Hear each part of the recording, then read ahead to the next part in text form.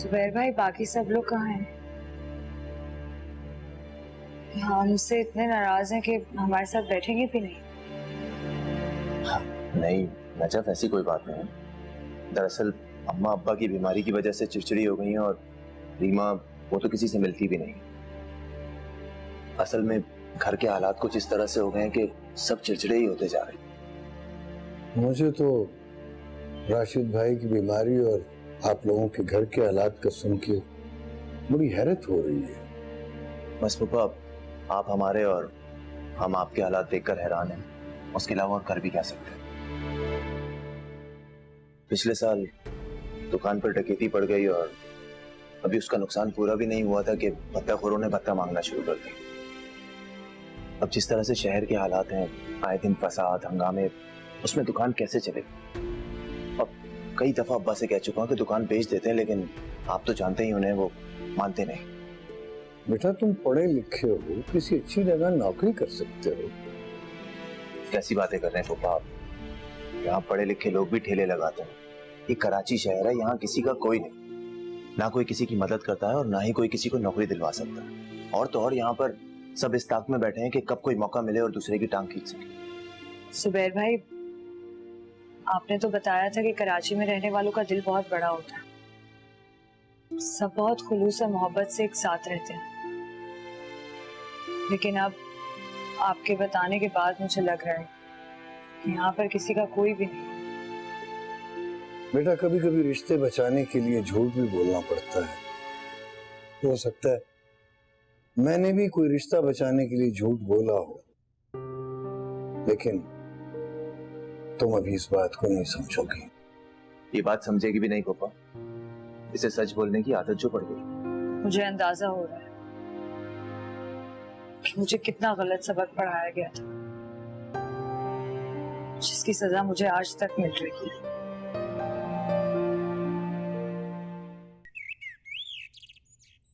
अस्सलाम वालेकुम भाभी।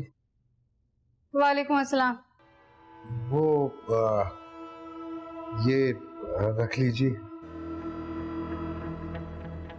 क्या है ये कुछ पैसे हैं।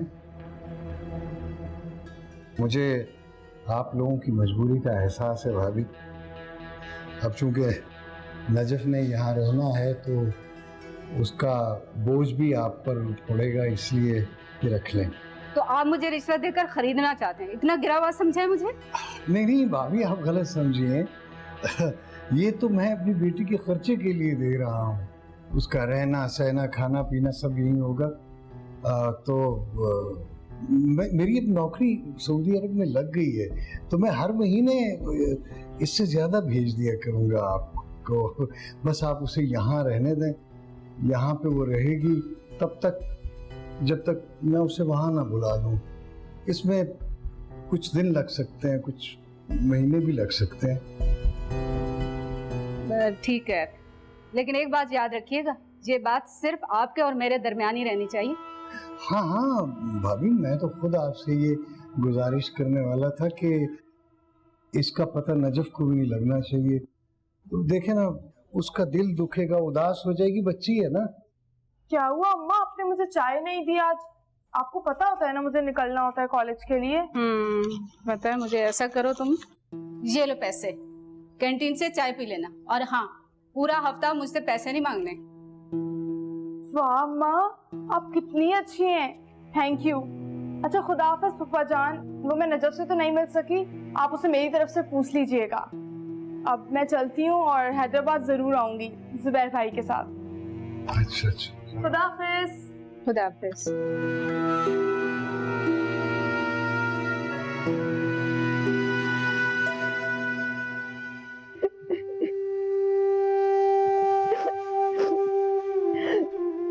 मेरा दिल बहुत घबरा रहा है।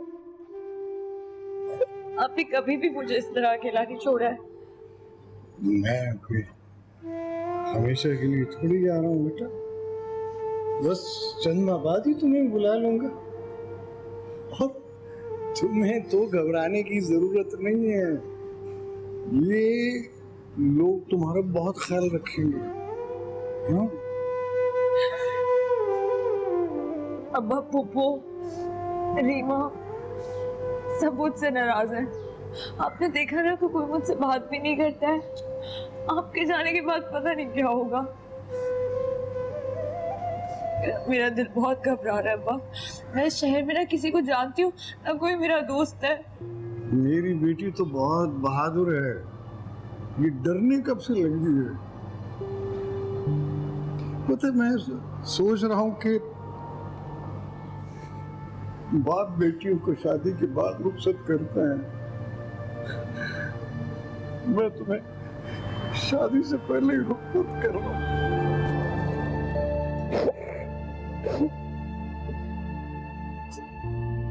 अच्छा चले, अब आप रोए मत। मैं पागल हूँ, बस अपनी बदकिस्मती से डरती हूँ, इसलिए आपको भी परेशान कर दिया। लेकिन मैं आपसे वादा करती हूँ अब्बा, मैं यहाँ पर किसी को भी किसी भी किस्म की शिकायत का मौका नहीं दूंगी। अच्छा बेटा, एक बात और याद रखना, जब हम किसी दूसरे के घर में जाते हैं ना,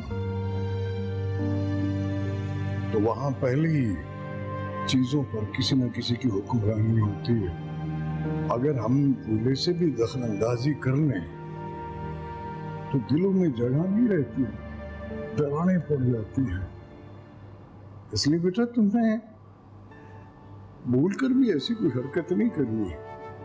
तुमने लोगों का दिल जीतना है, उनको प्यार देना है, अपनी जगह बनानी है, इनको अपनाना है तुमने। आप फिक्र नहीं करें अब्बा, लेकिन आपने मुझे वहां जाते ही फोन करना है और मुझसे राब्ते में रहना है आपने। अगर आप मुझसे बात भी करेंगे ना, तो मैं अपने आप को बहुत अकेला महसूस करूंगी यहाँ पर। ठीक। ये ले चाय भाई साहब, चाय पी ले।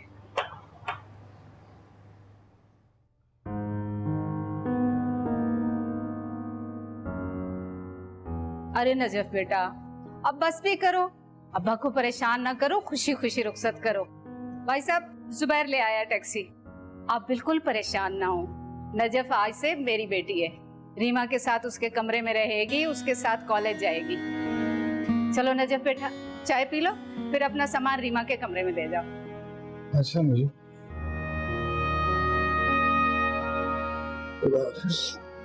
आपने मुझे वहां जाके फोन करना है। जरूर, तुम्हें फोन नहीं करूंगा तो और किसी करूंगा। अपना ख्याल रखना। खुदा हाफिज। मिले के रास्ते जुदा जुदा से हो गए, चराग जो जलाए थे वो शाम से ही सो गए। थे अपने अपने ख्वाब हम, थे अपनी अपनी रात हम, निभा सके न गम से हम कि उससे पहले रो दिए।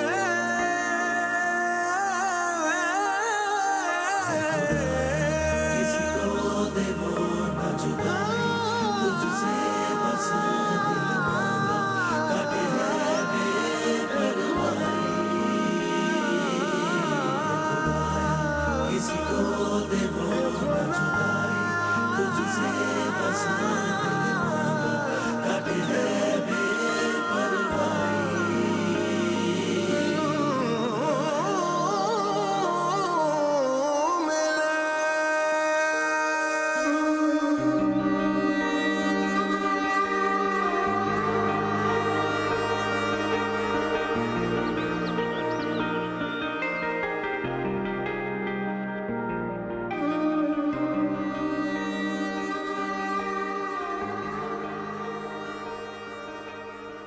बस बेटा, आज से तुम इस कमरे में रहोगी।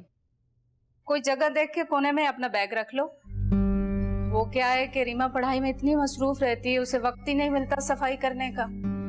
अब तुम आ गई हो तो सब संभाल लोगी ना।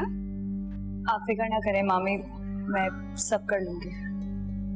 अच्छा तुम आराम करो, मैं जाकर कोई काम कर लूं।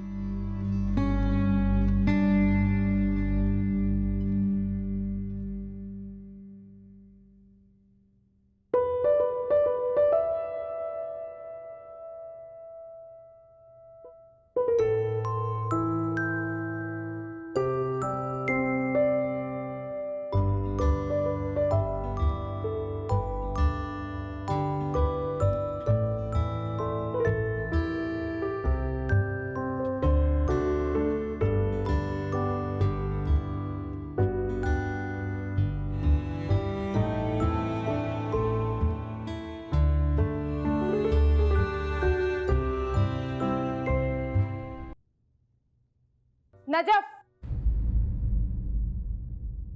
तुम यहाँ क्या कर रही हो? ये क्या तमाशा है? ये क्या कर दिया है तुमने? और क्या तुमने छेड़ा है मेरी चीजों को? नहीं रीमा, मैंने चीजों को छेड़ा नहीं है, बस कुछ चीजें समेटी हैं। और मामी ने ही मुझे यहाँ आने का कहा था। उन्होंने कहा था कि अब मैं तुम्हारे साथ ही रहूंगी। अम्मा का तो दिमाग खराब हो गया है। और तुम लोग तो वापस जाने वाले थे ना, तो फिर गए क्यों नहीं? रीमा चीखो तो मत। और अब्बा चले गए हैं, लेकिन मुझे यहाँ छोड़ गए हैं। अब से मैं यहीं रहूंगी। क्या बकवास कर रही हो तुम? होश में तो हो तुम? ये मेरा कमरा है और मेरी इजाजत के बगैर तुम यहाँ नहीं रुक सकती। ये क्या तमाशा लगा रखा है तुमने? क्या हुआ है?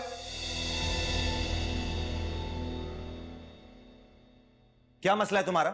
क्यों घर आते ही शुरू हो गई हो तुम? भाई ये देखें कमरे का क्या हाल कर दिया इसने। और ये कह रही है कि ये यहीं पर रहेगी। इसको इजाजत किसने दी मेरे इस कमरे में रहने की? उसे अम्मा ने कहा होगा ना। तुम्हें पता नहीं है कि फूफा उसे यहाँ हमारे पास छोड़कर गए? नहीं रख सकती इसको मैं अपने कमरे में। और आप लोगों ने मेरी इजाजत के बगैर इसको यहाँ कैसे रहने दिया?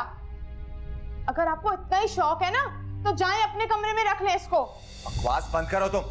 यहाँ नहीं रहेगी तो कहाँ जाएगी ये? अच्छा, अगर इतना ही ख्याल है ना, तो पहले से स्टोर रूम साफ करवा देते। अच्छा खासा बड़ा है वो। जाएं जाकर वो साफ करवाएं। और मैं क्यों कुर्बानी दूं हर चीज की? नेकी दूसरों के कंधों पर रखकर करने से कोई सवाब नहीं मिलने वाला। देख लूंगी मैं अम्मा को भी।